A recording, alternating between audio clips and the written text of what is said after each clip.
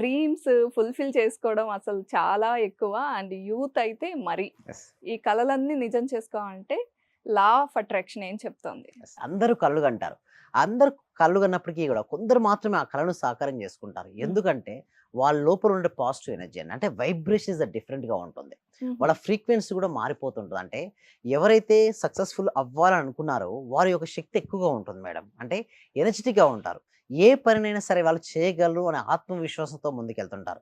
వారు అలా వెళ్ళడం వల్ల మాత్రమే అవన్నీ సాకారం అవుతుంటాయి. ఇక్కడ మీరు చూడండి చాలామంది ఏం చేస్తారంటే చిన్న చిన్న పనులు చేస్తాం అనుకుంటారు. కానీ చిన్న చిన్న పనులు చేయడం గాదు. గొప్ప గొప్ప కలలు కనమంటారు. ఇక్కడ చూస్తే చిన్న చిన్న పనులు చేయడం గాదు. గొప్ప కలలుగాను పెద్ద పనులు చేపట్టు. ముందు వారు ఏ కలలు కనడానికి కూడా భయపడిపోతారు. ఎందుకని మీరు అడిగినట్టుగా కొంతమంది డ్రీమ్ గూడా చేయలేరు. నేనింతే, నా జీవితం ఇంతే అనుకుంటారు. హ్మ్. గొప్ప కల గనడానికి గూడా భయపడిపోతుంటారు. బట్ ఆ కలనే భయపడుతున్నారంటే నిజ జీవితంలో వారు సాధిస్తారంటారా దీప హ్మ్. గారు? లేదు. ఫస్ట్ కలగను. ఎంత పెద్ద కలగనమంటే అంటే చాలా పెద్దగా నీ జీవితంలో ప్రతీది గూడా నువ్వు సాధించగలవు అన్న పెద్ద కలగను. ఆ కల కోసం ప్రతినిత్యం నువ్వు ప్రయత్నం చెయి. కృషి చెయి. కృషి ఎలా చంటే మేము క్లాసెస్‌లో చెప్తున్నామండి దీప గారు. అంటే స్టెప్ బై స్టెప్ ఒక ప్రొసీజర్ ఉంటుంది మా క్లాస్‌లో.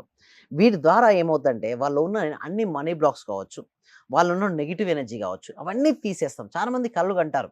బట్ ఎందుకు కలను సాకారం చేసుకోవాలి అంటే వాళ్ళ లోపల బద్ధకం ఉందనుకోండి చేసుకోలేరు.